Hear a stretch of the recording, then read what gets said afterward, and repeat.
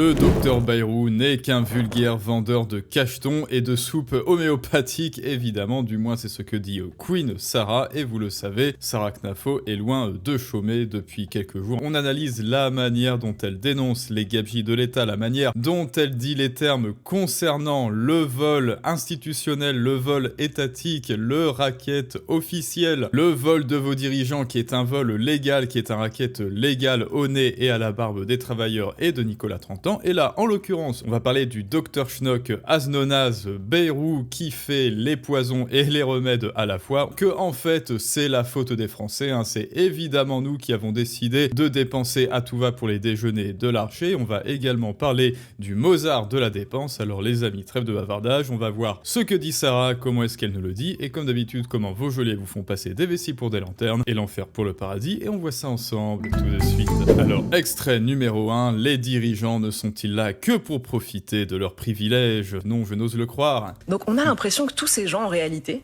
quand ils sont au pouvoir, ils profitent des avantages que ça leur offre, ils nous disent rien. Et puis une fois qu'ils vont partir et qu'ils n'ont plus rien à perdre, alors là, soudain, ils se lâchent. On a un peu l'impression que Bayrou, c'est ça. Il s'est fait harakiri, maintenant qu'il sait que c'est la fin, bah là, il trouve les mots pour nous dire qu'en réalité, il y a des problèmes. Alors les mots, quand il dit ce ne sont pas les gouvernements qui dépensent l'argent, ce sont les Français, a-t-il affirmé. Vous avez parlé d'insultes et de mensonges concernant cette phrase. En même temps, Sarah Knafo, il y a eu la retraite à 60 ans. Ça voilà, hein, juste avant de commenter l'inanité des dires de Princesse Bayrou que c'est votre faute, c'est la faute des Français si on dépense l'argent. Évidemment que dès qu'un ministre se sent menacé, là tout d'un coup, oui, il y a des problèmes et vous inquiétez pas, j'en ai parfaitement conscience parce que dès lors qu'ils n'ont pas le couteau sous la gorge, ils n'agissent pas et croyez-le bien qu'ils ne baisseront jamais, absolument jamais les dépenses, leur train de vie complètement scandaleux, tant qu'ils n'y seront pas contraints physiquement, mais ça n'est pas un appel à la révolution ou au pic, etc. Hein, c'est juste un état de fait, tant qu'ils n'y seront pas contraints par la force, ils ne baisseront jamais leurs dépenses et ils n'en auront jamais fini de dépenser votre argent. Et en plus, ils s'octroieront le luxe ultime comme Bayrou de dire que c'est votre faute et pas la leur. Les 35 heures en 98, on peut continuer comme ça longtemps. Ce sont les Français quand même qui ont voulu ces mesures, qui ont voté pour les dirigeants qui ont appliqué ces mesures. Est-ce qu'il a tort, le Premier ministre ? Ça, je trouve que c'est un sujet, des propos qui sont extrêmement graves. Alors, juste avant d'entendre, d'écouter sa réponse, là, on a ce que l'on appelle le biais de rétrospection, c'est-à-dire, hors de question que moi je vote pour Bayrou ou pour Macron, d'une manière ou d'une autre, que ce soit en 2017 ou aujourd'hui, mais ceux qui avaient voté pour Macron en 2017, ils ont signé pour quoi? Ils ont signé pour le Mozart de la finance, ils ont signé pour la Startup Nation, ils ont signé pour on va redresser la France, et au final, qu'est-ce qu'on leur a envoyé en échange de ces belles promesses? Parce que les promesses n'engagent que ceux qui y croient, eh bien on leur a livré toujours plus de dettes. Donc à un moment donné, il faut aussi peut-être faire signer au futur président un engagement sur l'honneur qui a acte de foi, c'est-à-dire qui est juridiquement, où on pourrait le poursuivre juridiquement s'il ne tient pas ses promesses, avec des obligations de résultats. Et jamais aucun politicien n'a jamais demandé son avis à aucun Français. Est-ce que vous voulez plus de taxes? Oui. Est-ce que vous voulez plus d'immigration? Oui. Est-ce que vous êtes d'accord pour qu'on augmente la TVA? Est-ce que vous êtes d'accord pour qu'on donne plein de petits déjeuners et qu'on répare à vos frais le fauteuil de l'archer? Bien sûr que non, on ne vous a jamais demandé votre avis, et maintenant écoutons celui de Queen Sarah. Propos qui sont extrêmement graves. Pourquoi, dites-nous?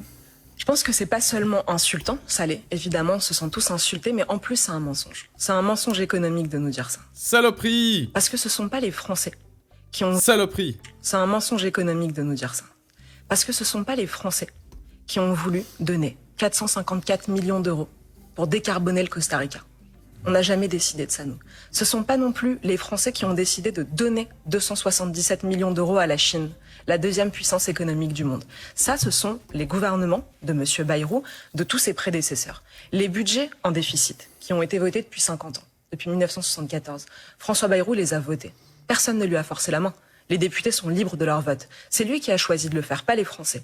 Donc je trouve que c'est particulièrement insultant. C'est un mensonge. Et vous savez, Solzhenitsyn dit « La pire torture pour un peuple, c'est un mensonge ». Quand on entend ça, quand on entend ces propos, on comprend bien en fait quel est le logiciel de François Bayrou.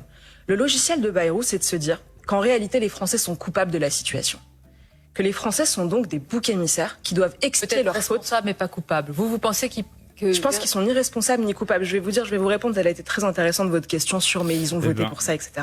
Bon bah en fait voilà, elle dit exactement comme moi, en plus de un devoir de résultat et être en fait payé non pas voilà, hein, quoi qu'il arrive, tu échoues, c'est pas grave, quoi qu'il arrive, tu auras tes 50 000 balles d'indemnité de départ Bayrou. Non, il faudrait qu'il soit payé. Il faudrait que chaque haut fonctionnaire, que chaque politicien soit payé au résultat, selon le résultat. Et aussi également qu'on affaire 90% qui ne servent à rien. Soit Bayrou pense que les Français sont donc les boucs émissaires de cette situation. Et un bouc émissaire, qu'est-ce qu'il doit faire? Il doit expier sa faute. Donc il doit faire des sacrifices. Et les sacrifices que Bayrou leur demande, c'est vous allez arrêter de vous reposer le 8 mai.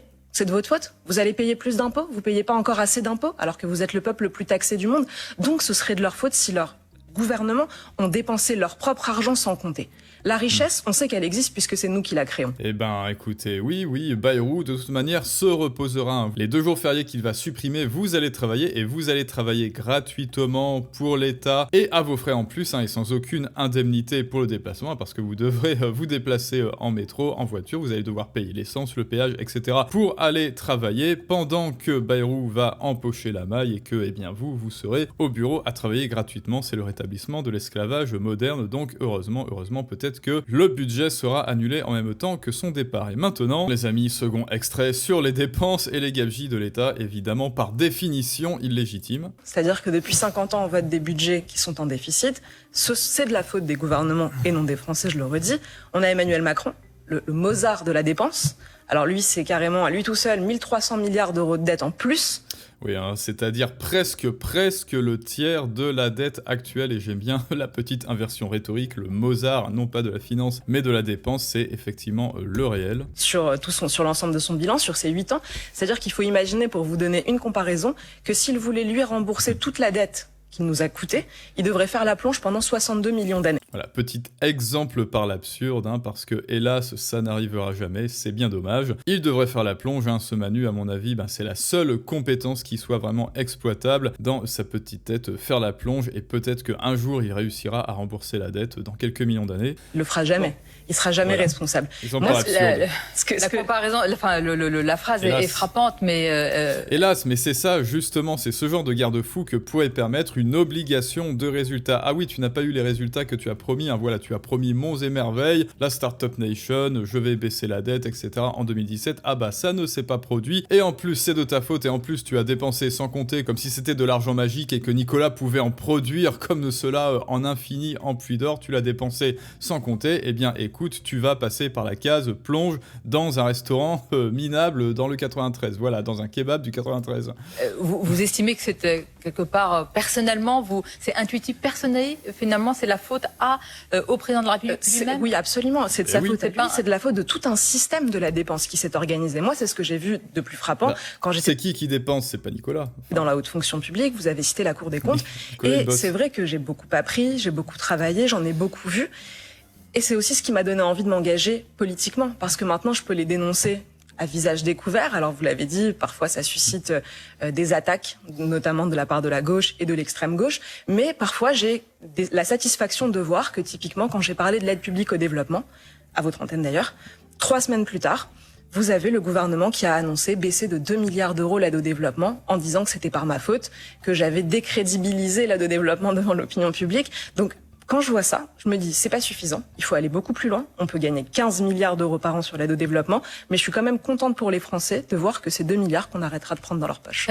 Quand même 2 milliards, hein, pas mal, hein. Il y a une véritable influence, c'est-à-dire elle a dénoncé les chiffres, elle les a montrés sur X, et ensuite, quelques semaines plus tard, eh bien, les agences publiques font marche arrière, elles ont été prises le doigt, la main dans le pot de confiture, et elles disent ah non, mais finalement, voilà, on va se retirer. Donc merci Sarah pour cela, et maintenant, dernier extrait, François Bayrou, le docteur Schnock français. Donc j'ai plutôt tendance à leur faire confiance quand ils disent que l'heure n'est plus aux solutions molles, aux compromis. Ce que je remarque, c'est que vous avez certains, des rhumes par exemple, qui peuvent se guérir par un peu de repos et de l'homéopathie. Et puis après, vous avez des maladies sérieuses qui méritent des remèdes radicaux. Moi, je pense que là, depuis l'année qu'on vient de passer, on a vu que les docteurs Barnier et Bayrou nous proposaient de l'homéopathie Et on a vu ce que ça avait donné. Voilà, hein, j'espère que personne ne croit en l'homéopathie ici. Hein, voilà. Qui fait confiance au laboratoire Boiron? Levez la main. Bon, évidemment, Princesse Berrou et le docteur Schnock Manu créent le poison et en même temps le remède. Je vais créer les problèmes, voilà, je vais créer de la dette et en plus, je vais créer des solutions, c'est-à-dire la pharmacone, pour vous faire croire qu'il est légitime que je pioche dans vos poches pour essayer de ralentir la dette qui n'arrête pas de grossir par ma faute. C'est exactement ça. Moi, l'État et ses dirigeants et ses hauts fonctionnaires, je crée les conditions de la maladie pour légitimer le fait que Nicolas doive payer plus pour guérir la maladie. C'est exactement ça, la métaphore de notre amie Sarah. Ça ne donne rien, ça ne donne aucun résultat. Et le docteur Zemmour avec l'info, qu'est-ce qu'il nous propose? C'est de renverser la table. Malade à la fin. Absolument pas. L'objectif, c'est de le guérir, c'est de redresser le pays. Regardez ce qui se passe dans les pays où les peuples ont élu des dirigeants qui leur proposaient vraiment de renverser la table et pas juste des petites mesures paramétriques et conjoncturelles. Vous avez le Salvador de Nayib Bukele, vous avez l'Argentine de Milei, vous avez l'Italie de Meloni juste à côté de chez nous, vous avez les États-Unis de Donald Trump. Oui, c'est pour ça que je vous dis, la France est en train de se déclasser. Tous les autres pays autour de nous, hein, ceux dont on se moquait, l'Espagne, l'Italie, le PIB, eh bien maintenant, ils sont en train de rembourser leurs dettes, ils sont en train de mieux la gérer que nous, ils sont en train de mieux gérer le budget que nous, et leurs PIB sont en train de dépasser la France. Nous, en plus d'une imposition complètement délirante, complètement south-parkienne, on est en train de se faire diriger par des socialistos, communistos, léninistos, maoïstos, stalinistes, et donc voilà, un bienvenue en UERSS. On prend le sujet de la sécurité. Regardez ce que fait Nayib Bukele. Il est arrivé au pouvoir en 2019. À peine arrivé, il a construit 70 000 places de prison en 7 mois. Ça, c'est pas un petit changement. Il y a enfermé les délinquants et résultat, il a libéré sa population. Vous ne souhaitez pas le même traitement dans les prisons de Bukele qu'en France, quand même. Et regardez le résultat. Il a libéré sa population. Donc vous regardez simplement l'efficacité des mesures. Il a libéré sa population et résultat, le Salvador est passé du pays le plus dangereux du monde au pays le plus sûr du monde en 4 ans. Vous n'avez pas d'homicide en 1000 jours. C'est ce que vient d'annoncer le gouvernement salvadorien. Nous, si vous regardez juste sur Google hier, homicide en France, vous en avez déjà 3. Malheureusement, ce qui s'est passé, ce boulanger qui a été attaqué et poignardé, et puis un adolescent qui a été également attaqué à l'arme blanche. Absolument.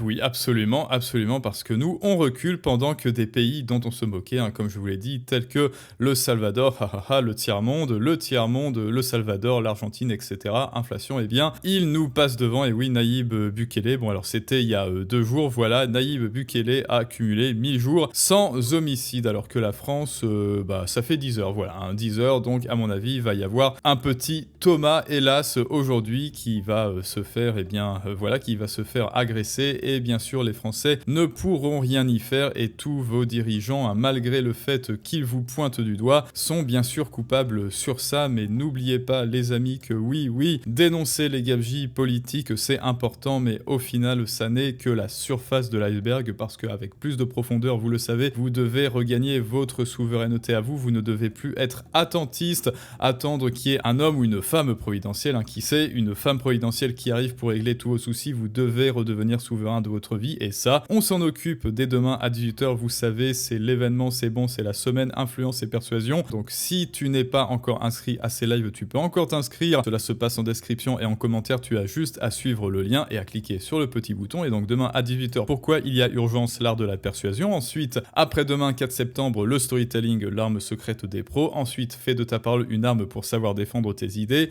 et le 6 septembre, le meilleur pour la fin, les mécaniques cachées du comportement humain, et là on va rentrer dans le dur pour que tu puisses vendre tes idées, les défendre et même monétiser tes compétences, tes connaissances et ton expérience. Donc ne rate pas ces événements, ne rate pas ces 4 lives et va t'inscrire. Et maintenant vous pouvez me dire ce que vous pensez des dires de Queen Sarah, toujours maîtrise des métaphores, des analogies, du mauvais boulanger que l'on subventionne, de Princesse Berrou qui vous empoisonne juste avant de vous donner le remède, qui vous donne la sucette juste avant de la reprendre sous forme d'imposition et de prélèvement obligatoire. Et je vous dis à tous à très bientôt pour un prochain storytelling du monde moderne. Et dès demain, je retourne en France. Là, c'est bon, c'est mon dernier jour en Suède près de Uppsala, mais ça, c'est une autre histoire.